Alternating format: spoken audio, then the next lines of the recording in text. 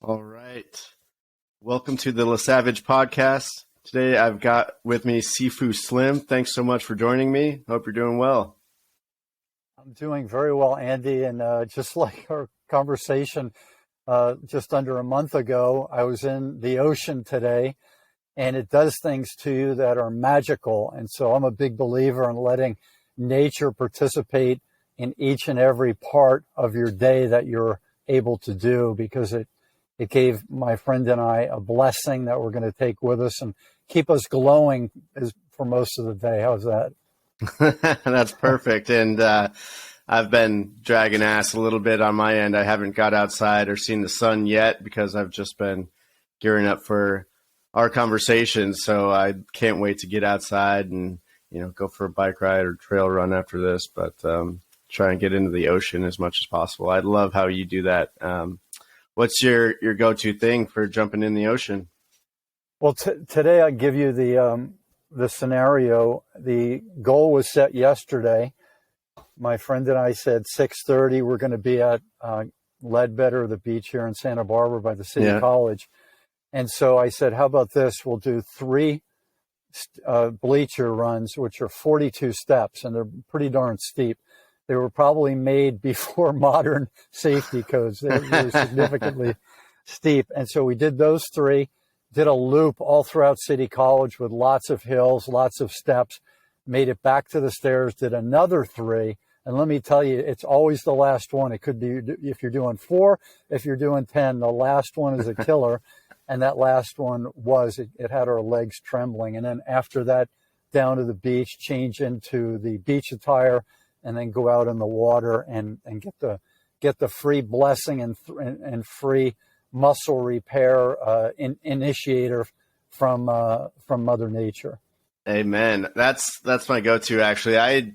That's part of why I moved here, because Ledbetter Beach is just such a haven. It's actually got showers, and it's got the public beach, and then you can go to different parts of the beach, if you walk further down. But as far as ease of access, and it's got free parking. You can roll in there. You can just jump in the ocean. You can swim for however long you want. There's not a lot of regulation.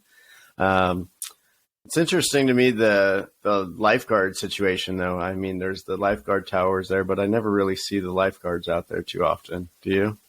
It's a summer thing. It starts around the time. I think it's geared mostly for kids and the heavy tourist season. So it's when school lets out all the way until when school's back. So sometime in September, you'll see the end of the lifeguard, towers being staffed. Are you one of those crazy people out there deep sea swimming that's out there for half an hour out there doing laps? We did laps starting in June. So May was a little cold. Then June kicked up, and then we had a relatively warm summer of ocean temperatures, and our longer swims were in the order of 35 minutes. There are some people who go down to the point and back, but those are people whose I call them swimmers. I am a person who swims. I used to be a golfer, now I'm a person who plays golf. There's a different thing with a 5-day-a-week golfer and a 5-day-a-week swimmer. And I honor what they do. I'm more of a multi-sport athlete who loves the variety. Me too. I actually I'll just do the cold plunge, and I'll kind of bob around for maybe 5 minutes or so just to do the cold plunge. And I was doing that. That was something that really kept me rejuvenated and get me going for the day. I'd start my day out there, and now I do the cold plunge in the gym at 40 degrees or so, and a little bit more controlled. But you mentioned that. I hope you can invite me in sometime. I'd like to see that, and I'd like to ask people who are doing it a little bit about their process. Yeah, it's interesting. It's something that I really admire, the people that can go out into the deep sea, though, into the ocean. And, there's definitely another factor there of all sorts of sea creatures and different environmental factors that makes it a little bit more dynamic than just going into the cold plunge tub at the gym. But I would love to do a cold plunge with you one way or another. And That's great. You do the stairs. I haven't done those yet, but that's one of the best views and backdrops in the world, I think, as far as where you can work out, huh? I every day that I do it, which right now it's about 3 times a week, getting ready for a trip to Colorado for skiing.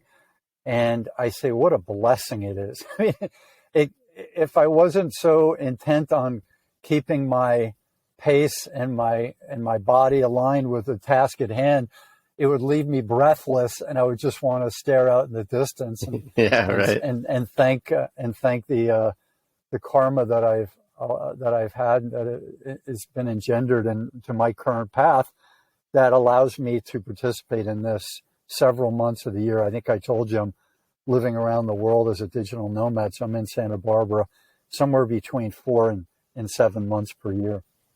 That's great. Yeah, what brought you to Santa Barbara? I can tell you that I'd been here 2 times, and when I was over living in Granada, Spain, and I wasn't having an easy time of finding healthful products in stores. They had health food sections, but they were very minute. And I had been doing Trader Joe's from the early 90s in California, and it started in Los Angeles. And when I was over there, I said, wouldn't it be nice if they had a Trader Joe's? And when it was time for me to come back to California, I looked online, and I had 3 places in mind. They all had saints in their names: San Rafael area, Santa Cruz, and Santa Barbara. And guess which town had 3 Trader Joe's? That's funny. I actually lived in San Rafael myself, and so there's something to the saints. They're bringing the good vibes to the town. That's awesome. So Trader Joe's, huh? I'm a big health food guy. I think there's something to the health food grocery stores that actually brings me to location 2. That's a very important thing. You know, Yeah. If you're fueling your body in the right way, then you can go out and you can go work out and enjoy the environment that much better, right? I agree with that. When I was in Spain, one stay was in a small village, and I was one of the only men at the fresh air market on a daily basis or every 2-day basis. And, it was mainly women, and the men were off at work, and I was over there working, doing like a digital nomad, working on my computer type of thing. And so I could buy my produce there, but you couldn't buy cereals. And I'm not a big cereal eater anymore, but at the time in the late 90s, I was, and I wanted like the Trader Joe's healthful variety of cereals.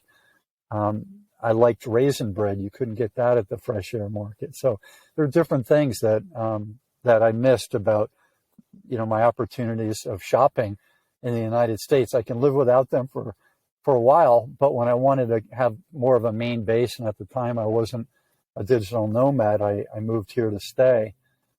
It was really helpful for me to have 3 different Trader Joe's and the variety of going to the different ones. Sometimes I'm at Trader Joe's every day. Like if I want to buy another kombucha, I may stop by there and just pick up a kombucha, use it as almost like a convenience store. Yeah, it's funny. That's similar to what I do too. I get mates, and I'll go to the health food store, and I'll pick one up every now and then. I'm like, oh yeah, I could save $4 maybe if I were to go to Amazon and buy a pack. But there's something also enjoyable in just stopping into your local market and saying hi and having that interaction. And yeah, that's interesting. I actually end up spending more money at Trader Joe's than I do at Whole Foods. I think there's the psychology behind, it's so cheap, I'll get this. I end up rolling out with a lot more things than I would otherwise probably.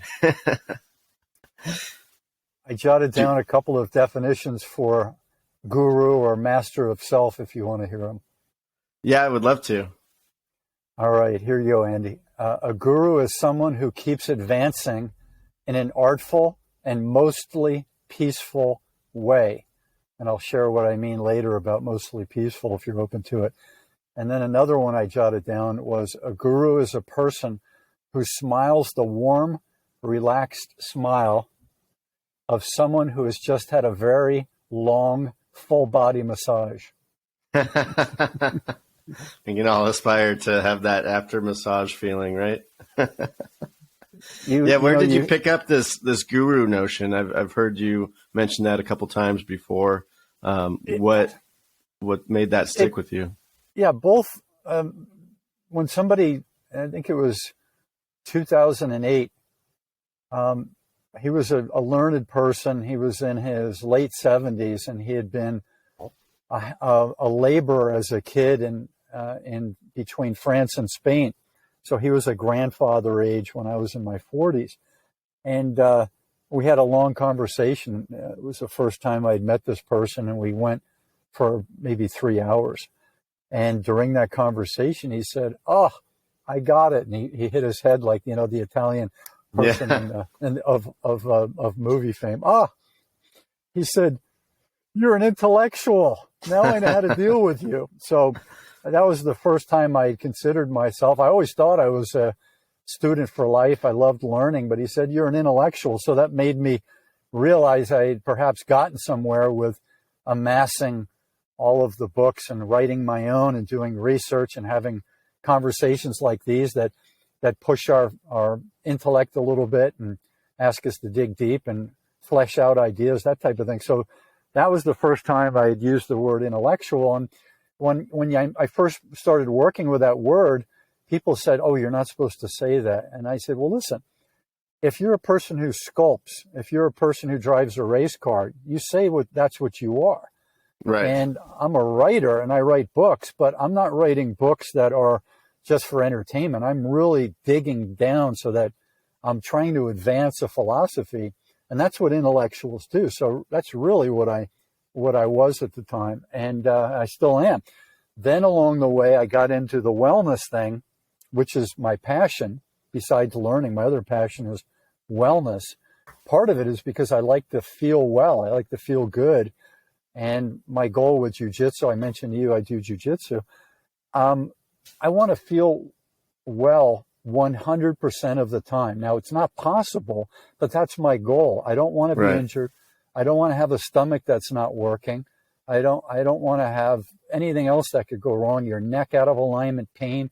I don't want any of that. So I became a wellness learned person and passionate person. And then when I wrote 3 books on it and maybe 5,000 words, somebody said to me, when I tell people to come to you for coaching, I say, "This guy's a guru." And I said, "Oh, I get it." And I was already calling myself Sifu Slim. It's the father, teacher, master of Cantonese language. So Bruce Lee would have been Sifu Bruce or Sifu Lee. So I'm Sifu Slim because I think it's kind of funny that no matter what I do physically in training and eating and sleeping, I'm still have a Gilligan and Michael Jackson bone structure. My shoulders are similar in width. My front to back, from chest to back, is about the same width, maybe a little bit bigger on the pecs than Michael Jackson. But that's really my body type is an ectomorph. And so I think it's kind of funny that I'm into fitness, but I'm forever more going to be slim. That's well suited. Yeah, that word Sifu is something that's not heard a lot in American society, it seems like, at this point, but it makes me think of something like Talib Kweli, the rapper, and Talib, student, and there's these words that you can get from, you know, Arabic or Hebrew or, you know, any kind of like Latin, things like that, I think we're all kind of gurus, hopefully, at the end of the day, right? And so if you can really own that and be that person that moves the thought forward in that particular genre, then that's the key, I think. And that's what I respect with what you're doing. It's similar to what I've tried to do to position myself as far as, you know, kind of an evangelist of health and fitness and working out, figuring out new supplements or new workouts or new products and trying to bring those to people who might not have heard about that yet. And it's something it's a good space to be in, right? Yeah, the idea of guru, it's if you go back to something simple like a tribe, where let's say you have 25 people and it's the 1600s and you're part of a Sioux tribe, Ogallala Sioux, somewhere in Kansas maybe. And to make that tribe not just survive, but the first goal of Homo sapiens and animals and plant life, etc., is to survive. But the next goal that seems to be, if it's a 50-50, if you go 50% survive, what's the next 50? And that would be to thrive. And in that tribe, you're going to have people that have different skill sets. And it doesn't mean you're the best if you are the medicine man or the chief. It just means that's your role. You're not more important than anyone else. You're just a person who has a role. And part of that Sifu and that guru thing is to work on self to the point where you have enough content and enough mindfulness and a proper way to share that and to be a good listener, where you can help teach and motivate and inspire the other tribal people to be the best they can be with their skill set. And then the other thing about skill set is you don't just want one arrow maker, you want 3 or 4. So if something happens to arrow maker number 1, you have people that can fill in, and maybe you have somebody 10 years younger, 8 years younger that can be the next head arrow maker. You know, people have these different skill sets. So that's the way I would look at the guru and Sifu. It's not an elevated status, although it's nice to be protected and to be revered, but everyone should be protected and be revered. It's one thing that I guess you would bestow upon a Sifu is you would not show violence to them, and you would open your heart and mind when they speak. You know, you want to listen to everybody, but when the leader who's there for you to inspire, motivate, care for, and make a prediction about where you should go next for the winter, you know, that's that guru's or, you know, medicine person's job. And if you honor that, maybe they will thrive and lead you to the place that tribe needs to be. That's a very profound point. And yeah, it's interesting. A lot of the best leaders are people who actually listen more. They're there in service more, right? Think of doctors, which I actually want to get your thoughts on as far as where people can fit into the spectrum of health and wellness. If you're not a doctor, if you don't have a PhD, but you are so passionate about nutrition and health and movement, and you don't want to just be another customer, how can someone really get to this point where they have the metaphorical, you know, white robe, or, you know, they can be someone that can share advice on movement, on function and food and medicine, you know, because there does seem to be a kind of dichotomy in society where if you're not a doctor, you can't necessarily help someone with their health and wellness. I've felt that before, but, you know, I've worked to get my nutrition certification, my personal training certification, so I can have that much more validation when I give tips and I go to the gym and I do these movements and new workouts. But can you speak a little bit to just that, you know, Western medicine and, you know, I guess Eastern medicine guru, and then where we all fit into that, and can people help other people? Can I help my neighbor if they're struggling in their fitness journey, even if I'm not a doctor? You know, how does that look? Yeah, what they say, I'm a personal trainer, what they tell us in the beginning of our personal training is you want people to go to their physician before they get into your program, especially if they have an ailment or they're obese or they've been sedentary a long time. You want them to start with an MD to get some tests done to figure out where they are before they come to you, because you don't have the ability to do all those tests. You can ask them questions, and that's the first thing I do is I say before we start doing physical stuff, I have a list of questions that I put together, and it's like a survey of your life, mind, body, and spirit, job, motivational things, blockages, all these things. It's about 8 pages. We don't have to do it all in one sitting, but if we do, it's a 2.5-hour process. I'll take notes, and that 8 pages right then in that first day will become 12 to 15 pages. And then if they sign on, they want me to go home and analyze that and make a kind of a chapter of the things that they've given me and get that back to them. I might spend 10 to 20 hours in that shorter document. Now all of a sudden is 25 or 30 pages, and they've got 1 or 2 chapters of their life with my comments and resources I list for them. And I think this is very helpful, rather than just coming in and saying, how do I do a balanced movement to strengthen my hips? Right. You know, let's look at this whole person, your history, your goals, your future. Let's look at that thing, and then see where that leads us. And then you've got this thing I call the wellness action plan, where I show this to you, and then it has 3 different highlights on there, where things that you give it the high out of a 1 to a 10. These are things that where you're a 2 or 3 or a 4, really low. Maybe you're not good at the accountability part. You're not good at the desire part. You're not good at the diet, whatever. And so we'll pick 3 of those things, and we'll say, all right, let's work on that for a number of weeks. And we'll see if we can improve those 2s and 4s up to 6s and 7s, perhaps, right? So that's where I start with people. And for that credential, I'm a personal trainer with a lot of interest in helping people and the ability to write and ask questions. So that's where I start. And so if you were to coach people, you could use that format as well, using their background and putting it down either through a video interview or through a conversation where I'm taking notes or you're taking notes. Right. In this case. Right. Where do you see the line, or is there a boundary between teaching someone to work out versus changing how they might eat or sleep or do some of those things? Do you see a boundary there? Yeah, as a medicine person, I think of myself more somebody from back in the 1700s. So I care, and I'm going to tell you things to look into. There are plenty of YouTube videos by doctors, by physical therapists, by dietitians, these types of people that have really good backgrounds, and I may share those as a resource.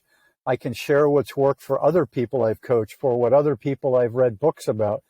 You've read many things on gluten intolerance. And so how hard is it to do a test by saying, okay, I'm not going to eat any wheat products for 2 weeks and take account of my bowels and take account of my energy and my sleep, my gas, all these types of things. It's not very hard. So those types of things, you don't need to have a PhD or an MD to ask someone to try. That's very easy to do. They're not going to starve if they've missed wheat for 2 weeks.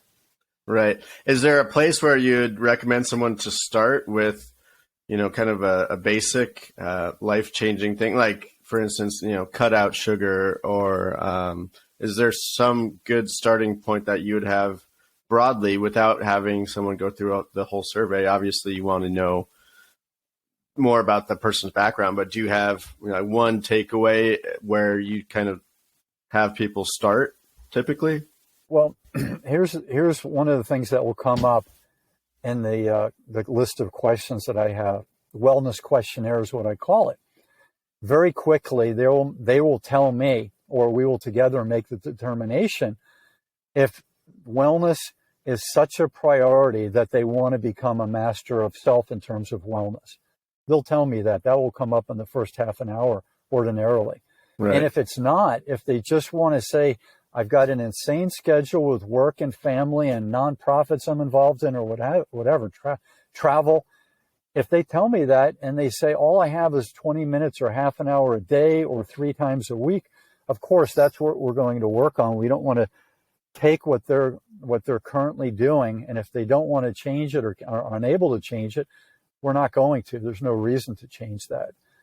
So that will come about very quickly. But I jotted down 5 steps here if you'd like me to share them, and yeah, I'll please. be happy to share.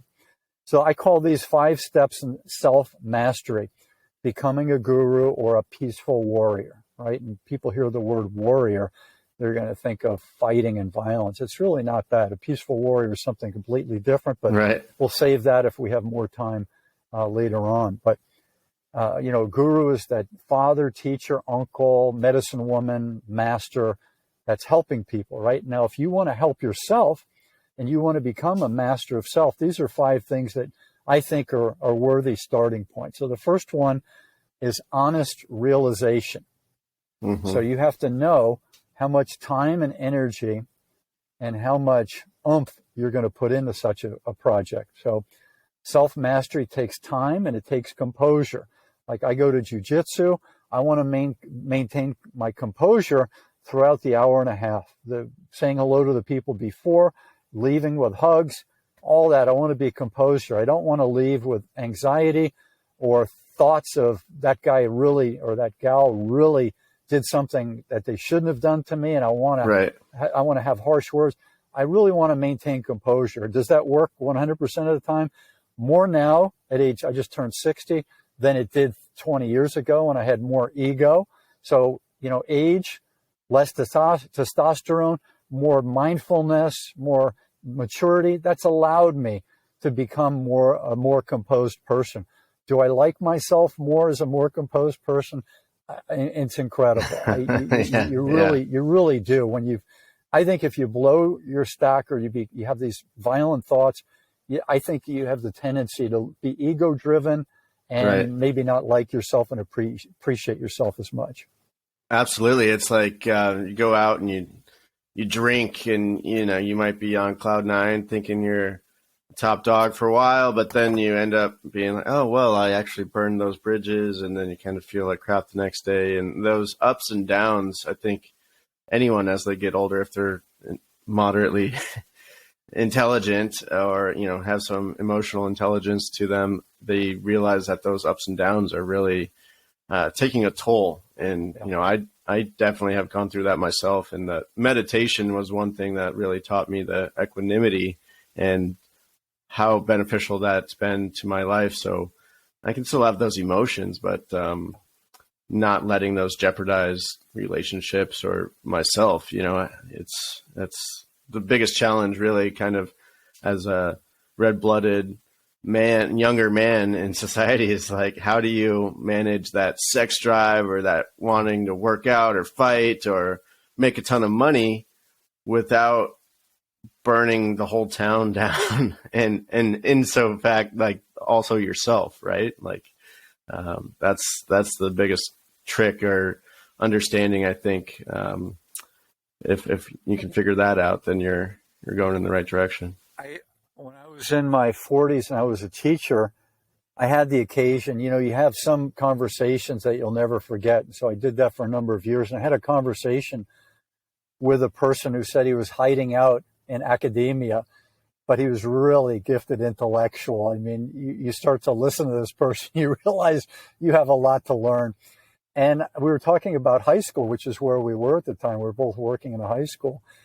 And he said, you know what the purpose is of high school? And I said, I can think of a lot of different reasons for high school. I certainly enjoyed it. And it was a great way to be around the female persuasion too. And Yeah. a really cool time of when I was, 15 to 18. It was a nice time to be around. We're developing young men. They're developing young females. We're learning about the opposite sex if we're heteros. And I thought that was cool. Sports was cool. Learning, I thought it was all cool. But he said, do you really want to know what it is? And in my opinion, this is what he said. And I said, tell me. He said, it's to take people who have the potential for violence and civil unrest and breaking things. That's these young men most of the time, not young women. We all have that growing up. Yeah. It's to take the young men and to put them in a big cog, like a bicycle gear, put them in a big cog where they can move, but they don't fall off the bicycle and go out and burn buildings down and break things and rebel against the government. So if the government, public school is part of the government, it mandates us to go to school, at least they did when I was in school, up to a certain age, and might have been by the time you were 16, I can't remember, but they want us in there until we're 18, and they would like us to go to college too or get a job so that we're not out with all that energy and testosterone and rebellion, breaking down the society that the government is there sort of keeping going, maintaining. Well, if you think about it too, that's kind of what the gym does too. If you're healthy, if you have a decent amount of testosterone, and I've experienced it firsthand, right? Like I come from Colorado where I was running around the mountains. I would be just fine without being in this, system to socialize myself. But I've really put myself into situations where I have to act reserved, but I try and find that boundary of like, where can I go to maximize my strength and my mentality, as far as intelligence or violence, whatever that is, while being well socialized too. And that's like, if you go to the gym, you really, you have to fit in to a certain extent, but you're able to control what you can control. And so I just think that's so powerful. Yeah. The school system, whether that's good or bad, we can talk about that, but the gym and those kind of like built constructs, right? It's interesting to think about how much better my life is when I go into the gym and I'm not just out there being a heathen, right? And just trying to get huge and run around the mountains and be a mountain man. It's good to a certain extent, but I think I need to have both to be able to function well in society. I'll go through these steps if you don't mind, Andy. So honest realization. Number 2, it's about mastering a daily practice. So that's your daily practice, mind, body, and spirit, and all that entails. Number 3, more does not equal more. So that's a really big one. That means you have to be balanced. It means you have to take a step back.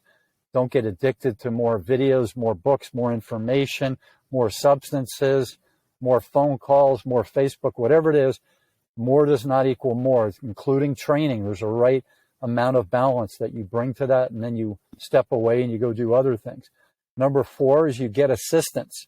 And this is a big one that I am thinking that needs to be promoted more. Gurus need as much help. Self-masters need as much help as everyone else. It's not done alone. It's done with other people taking a look at you, listening to you, sharing with you. And then number 5 is just like martial arts, you advance in belts. So you start out as a white belt and you go through as many belts as you want to towards mastering self. And you can stop at the white belt, you can stop at a brown belt, wherever you want. And you say, that's where I want to be in my terms of my self-mastery. If I'm a smoker, I'm a drinker, whatever, and I don't want to give those up, and society is not forcing me to give those up, then I'm gonna get to this level of my self-mastery level. That's where it is. And so you kind of have that honest realization, which is step number 1, all throughout those 5 steps of self-mastery. I like that. Those are good. So tell me a little bit about some of these books you've written. The Aging Athlete really stands out. What prompted you to write that, and what's in that? Okay, so the interesting thing is I've met a lot of athletes over the course of my life, and the ones who tend to be extra specially gifted and also hardworking and also don't get injured, like Michael Jordan, not too many injuries in his, I think, 20-year career. I think he was 40 when he came back after his retirement. He might have been 44, so maybe he was a pro at age 20, so maybe even 24 years, but he took some time off at one point. If you look at these people, they have all this drive and they have all this passion, they have all the skill set, etc. Many of these people aren't doing what you would consider sustainable activities. Michael Jordan is the one who made it. How many people, when they were 14 in the playground, had incredible amount of talent, and then something along the way happened to that person? They got a job, they didn't get into the right college, they got injured, they got married, whatever, and they didn't focus 100% like Michael Jordan did, was being a super athlete, right? And so there's a difference. And so what I wrote this book about was what happens to athletes after they're done with their high performance activity. And that could be a Soviet gymnast who retires at 17 because she developed into a female with hips and boobs, and she could no longer do the moves that she could when she was 12.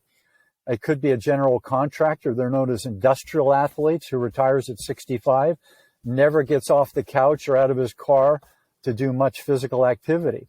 Or it could be a Marine who leaves the Marines at age 22, did all that high performance, highly difficult activity, and then goes out and gets a job and becomes a workaholic and is not interested in maintaining physical fitness. They're very driven people for whatever they do, and it tends to not be a pie chart. The high performance physical people tend to be unbalanced in many areas, but they're very good in that one area, which is winning or achieving at all costs. So that's what the book The Aging Athlete's about.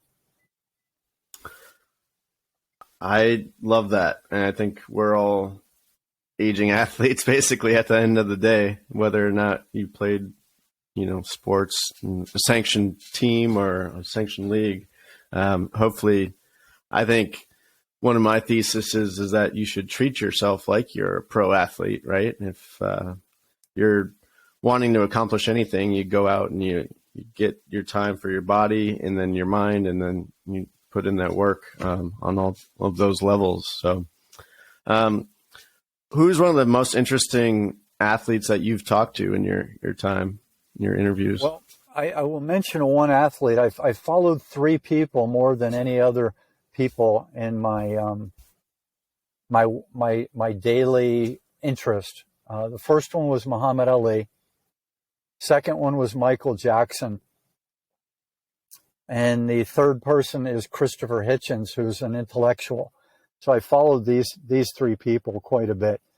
And what I started thinking about Muhammad Ali, what made him so special?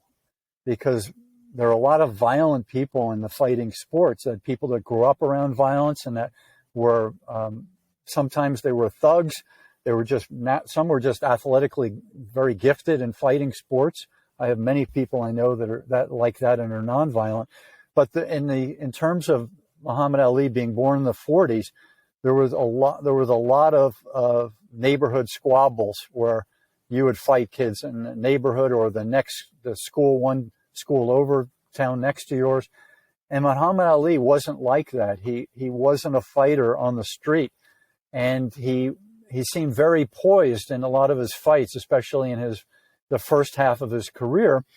When he could see that the other person was no longer able to defend themselves, oftentimes he would tell the ref, the official would say, no, that's enough. This person's not going to take it. He wasn't interested in putting that person down on the ground for an official knockout. He thought that should be stopped in a technical knockout because the person couldn't defend themselves. And I said, what is it that made him different? And one thing I think he had more than anyone that I followed closely is the idea that his biochemistry, his parasympathetic and his sympathetic nervous systems were very much in balance. You didn't see Muhammad Ali lose his cool very often in fights, or even when he was in a heated debate, when he was promoting things for his minority, the African-American minority, when he was promoting the faith of Islam. You didn't see him lose his cool very much in these heated debates, sometimes with intellectuals and journalists who had all kinds of educational and literary background. He would keep poised. So I think biologically and chemically, he was wired a different way than many other athletes in terms of the sympathetic and parasympathetic nervous system. And so that fascinated me. So those are 3 athletes that have kind of helped shape, your foundation of research and thinking, right? 2 are athletes. The third is Christopher Hitchens, and all right. He's currently perceived, he's been passed away since 2011. He's perceived as an atheist or an anti-theist spokesperson. He's really a high intellectual with an incredible memory and incredible ability to write and speak, who happened at the end of his career to write some books, God Is Not Great, and some other articles about the need to have faith put in its place historically and factually. And he did a very good job of that. And he was a very fair debater when he spoke in debates with people who are theologians and ministers and scholars of theology. So he's someone who smoked and drank and was about as unathletic as a person could be. There's actually a picture of him on a bench press, and he's holding a weight, a dumbbell in one hand sitting there, and he's got a cigarette in his other hand that he's at a gym. My guy right there. I had the performance ultra marathon health kit, and I think in it I had American Spirit cigarettes, because every now and then just after a long run or something, you need to have a beer or a smoke, and you can only go to the gym so much and do that. So yeah, I like those intellectual guys. He was one of the four horsemen or something like that. Correct. There's something they called them, they came up with that term, I believe, the four horsemen of atheism. And Hitchens preferred, and some of the other gentlemen in that group, Richard Dawkins, the biologist, Sam Harris, the neuroscientist, and the other gentleman who's got a white beard like Santa Claus, whose name escapes me currently. They use that term, the four horsemen of atheism. But Hitchens liked the word anti-theist. He said, and I don't want to get into religion too much and offend anyone, but his thought was that you do not need a word if you don't believe in the tooth fairy or the Easter bunny. So why should you need one if you don't believe in any religions at all? You shouldn't need to be called an atheist. You should just be called a person who has a thought. And you could be, his second thought was he was against religions and faith on a factual level. And he said, for that reason, I'm an anti-theist. He doesn't think theism is a good thing for humanity. Yeah. Well, I like anyone that can challenge thinking and expand consciousness in whatever way.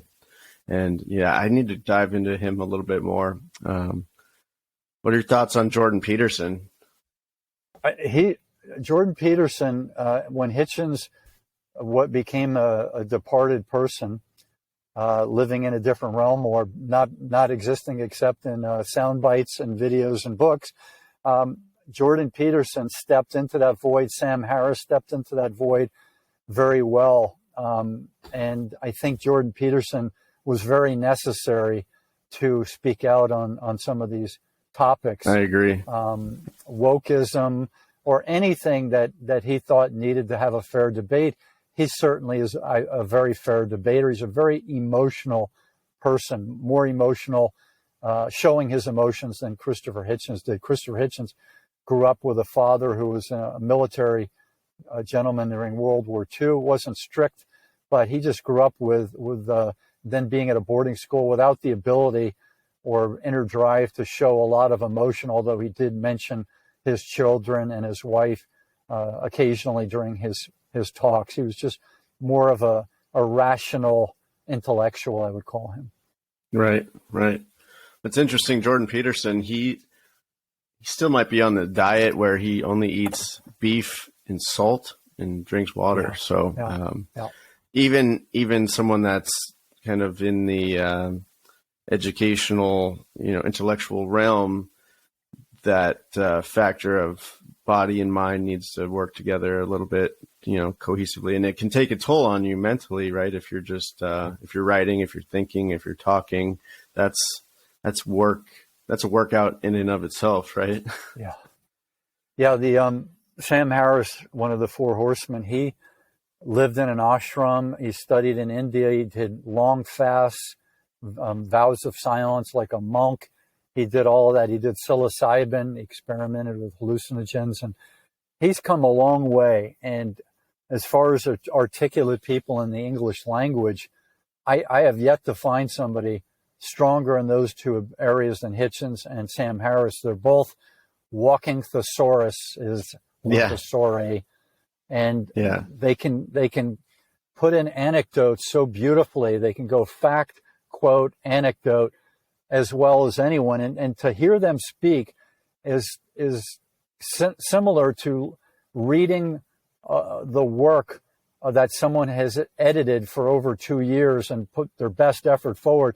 These two gentlemen have that ability to articulate things that seem like they've been highly edited, but it just comes out with their beautiful intellect and their peaceful way of putting their thoughts together. Yeah, it's amazing. And makes me think, do you ever listen to podcasts while you're out and walking or running or working out? I mean, what's your go-to thing for your mind while you're out there? So some people say you should get quiet nature and all these types of things. I've done that, and it's lovely. Right now, what's working for me is I'm on the deadline, and the deadline is in my years of ganas. Ganas is Spanish for desire. Tengo ganas. I want to do something. Like that.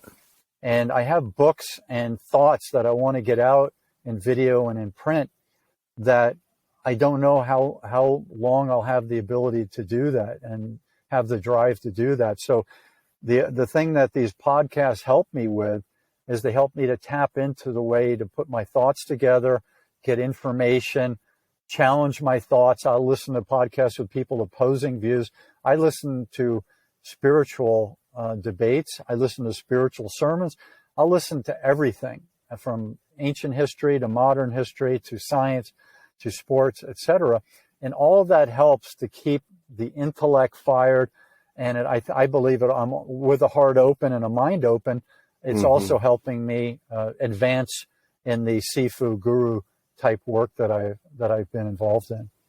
I love that. That's amazing. That's very important. So, all right. Well, what else did you want to talk about here? Anything else that you wanted to touch on before we wrap up? Yeah, just a couple more things. I wrote a quote down from a book I'm reading. The book is by Jack Snyder, and it's called Myths of an Empire.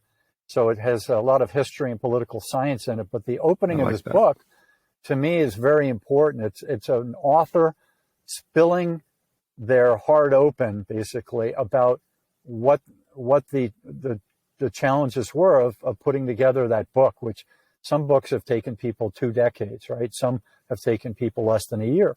So he says in the opening of his book, the acknowledgement section, thanking people, at times while working on this book, I felt as overextended as the empires I was studying.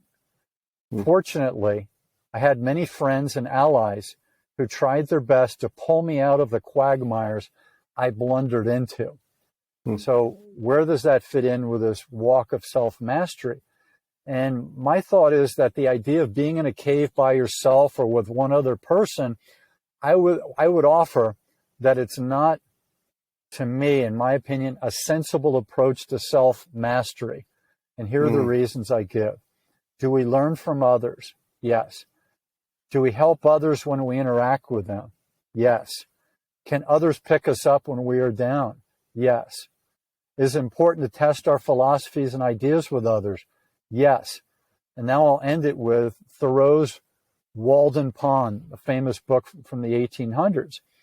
And he doesn't operate from fear or envy or ego. He's writing this book. He removed himself in Massachusetts from the Concord, Massachusetts was nearby, but he built this cabin and he's writing Walden Pond, but he didn't remove himself from society completely, where you can easily go batty, being on your own, hearing your own thoughts, dealing with the repetitiveness of living in a cabin on a pond. So he would go into town frequently and have dinners with other people, and he would interact with them for 2 to 5 hours. I think that is really important to us, that human interaction, enjoy other people's company, hear their thoughts, hear what's going on in their lives. I think that's a really good way to handle your walk in self-mastery, partially on your own and partially with other people, and finding the balance that you can accept that is advancing you on that path. I love that. That's perfect. And I appreciate you having dialogue with me. That helps me articulate and kind of solidify my thoughts or understand where I need to learn more or what I can do differently. And, just being in the world, I agree, is kind of more important than being up on some hillside alone thinking you're right all the time. And so I'm a big believer in that, and being in a community where, you know, people can challenge you and have dialogue with you, and, you know, you can share the common joys. So I love that. I think we'll wrap up on that. Is there anywhere that you want to send people to learn more about you or your books? Sure. I have a YouTube channel that's got coming up on 400 videos. So if, for people, you don't have to watch videos, you can listen to them, right? So that's just like use videos and podcasts like the radio. It's a very easy thing to do, whether you're cooking, driving, walking, whatever. So you just go to YouTube and put in Sifu, S-I-F-U, Slim. Another place is my website, theagingathlete.com, and you'll find my books listed there. You will find lots of other information I hope will be helpful to you. And I'm also reaching out for other experts in the wellness, athletics, mindfulness realms to have as guests on my podcast, and I welcome them to connect with me through my website, theagingathlete.com.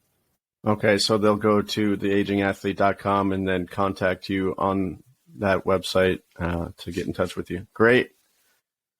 Well, thank you so much, Sifu. It's been a pleasure. I always enjoy talking to you, and I look forward to more conversations. So enjoy the rest of your day. We could do another one. I'm going to join in and invite you back in a few months. I want to keep this going, Andy. So you're a kindred spirit, and I want to hear more about your walk in this life and all the fun entrepreneurial things that you're doing. Let's do it. And yeah, we've got some plans where we can bring in some more health and wellness folks like ourselves and build bigger. So thank you so much, and take care. Thanks, Andy. Aloha. Aloha.